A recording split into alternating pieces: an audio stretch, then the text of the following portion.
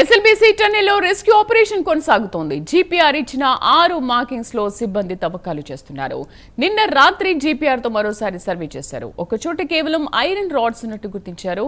సిబ్బంది డ్రిల్లింగ్ లేకుండా తవ్వకాలు చేస్తున్నారు. తవ్వుతున్న కొద్దీ నీరు ఉబికి వస్తోంది. నీరు ఉబికి రావడంతో తవ్వకాలని కూడా కష్టతరంగా మారాయి. పూడిక కత్తిరించిన టీబీఎం భాగాలను తరలించడంలోనూ ఇబ్బందులు ఎదురవుతున్నాయి. కన్వేయర్ బెల్ట్ ఇప్పటికీ అందుబాటులోకి రాలేదు. షిఫ్ట్ కి 120 మంది చొప్పున రోజుకు 3 షిఫ్టులో సహాయక బృందాలు పనిచేస్తున్నాయి. NDRF, SDRF, Hydraa, Singareni rescue బృందాలు పరిస్థితిని ఎప్పటికప్పుడు పర్యవేక్షిస్తున్నాయి. ఇక సహాయక చర్యల్లో 18 ఏజెన్సీలు 700 మందికి పైగా సిబ్బంది పాల్గొంటున్నారు. సహాయక చర్యలో 18 ఏజెన్సీలు 700 మందికి పైగా సిబ్బంది ఇందులో ఉన్నారు.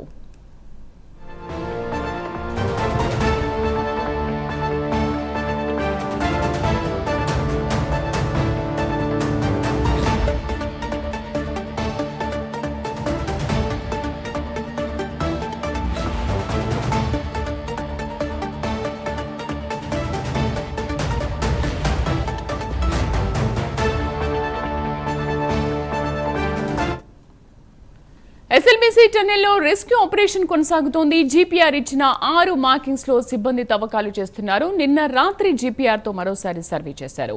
ఒక చోట కేవలం ఐరన్ రాడ్స్ ఉన్నట్లు గుర్తించారు.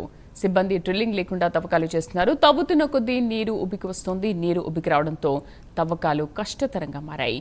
పూర్తి సమాచారం కరెస్పాండెంట్ హరిశంకర్ అందిస్తారు. హరిశంకర్,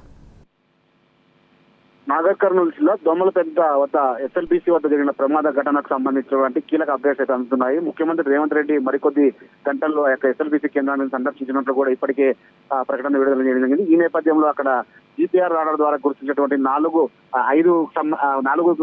మృతదేహాలకు ఆనవాళ్ళకు సంబంధించిన గుర్తింపడం జరిగింది. అయితే ఈ నేపథ్యంలో ఈరోజు సాయంత్రం వరకు కూడా పూర్తి స్థాయిలో కూడా రెస్క్యూ ఆపరేషన్ పూర్తి చేసే అవకాశం అయితే కనిపిస్తుంది. దానికి తగ్గట్టుగానే అన్ని ఏర్పాట్లు అయితే పూర్తి చేస్తున్న పరిస్థితి ఉంది. ప్రధానంగా దీనికి సంబంధించి ఏదైతే ఒకవేళ మృతదేహాలు లభిస్తే వాళ్ళకి సంబంధించిన పోస్ట్ మార్టం నిమిత్తం ఇప్పటికీ ఉస్మానియా నుంచి కూడా మెడికల్ సిబ్బంది, డాక్టర్స్ అంతా కూడా ఇక్కడ చేరుకోవడం జరిగింది. తర్వాత అదేవిధంగా అంబులెన్స్ అన్నింటిని కూడా ఇక్కడ ఏర్పాటు చేశారు. 8 అంబులెన్స్ ఏర్పాటు చేసి వాళ్ళ కుటుంబ సభ్యులకు ఆ మృతదేహాలను అప్పచెప్పే అవకాశం అయితే కనిపిస్తున్నట్టు పరిస్థితి ఉంది.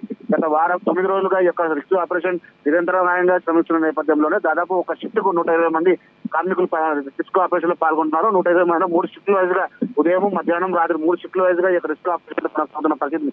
జీపీఆర్ రాడ ద్వారా ప్రస్తుతానికి అయితే కొంతమంది మృతదేహానికి సంబంధించిన ఆనవాళ్ళకి గుర్తించడం జరుగుతుంది. మరికొన్ని గంటల్లో ఈ యొక్క పూర్తి స్థాయిలో కూడా ఎన్నింటినీ గుర్తించిన తర్వాత ప్రకటన విడుదల చేసే అవకాశాలు ఇప్పటికే మంత్రులు జూపల్లి కృష్ణారావు కావచ్చు, ఏదైతే ఉత్తమ్ కుమార్ రెడ్డితో పాటు స్థానిక ఎమ్మెల్యేలు అందరూ కూడా అక్కడ పనిచేస్తున్నారు. జిల్లా కలెక్టర్లు, ఎస్పీలు అంతా కూడా అక్కడ చేరుకొని ముఖ్యమంత్రి రేవంత్ రెడ్డి పర్యటనకు సంబంధించిన అన్ని అంశాలను పరిశీలిస్తున్నారు. ప్రమాదం ఏ విధంగా జరిగింది, ప్రమాదం జరిగినప్పుడు ఎటువంటి అంశాలు తెరపైకి వచ్చాయని చెప్పి కూడా వాళ్ళంతా మాట్లాడే అవకాశాలు కనిపిస్తుంది. ఇప్పటికే బీజేపీ నేతలు కావచ్చు, టీఆర్ వెస్ట్ నేతలు కూడా ఈ యొక్క ప్రాంతాన్ని సందర్శించిన పరిస్థితి ఉంది. నిన్ననే బీజేపీ నేతలు కూడా అక్కడ ప్రమాదం ఏ విధంగా జరిగిందని చెప్పి అక్కడ ఉన్నటువంటి కమాండెంట్ ప్రసన్న కుమార్ అడిగి అన్ని విషయాలు తెలుసుకొని కేంద్ర ప్రభుత్వం వివరించినట్టు కూడా తెలుస్తుంది. మొత్తంగా ఈ రోజు సాయంత్రం వరకు రెస్క్యూ ఆపరేషన్ అయితే పూర్తయ్యే అవకాశాలు అయితే కనిపిస్తున్నాయి. Right Harishankar, thank you.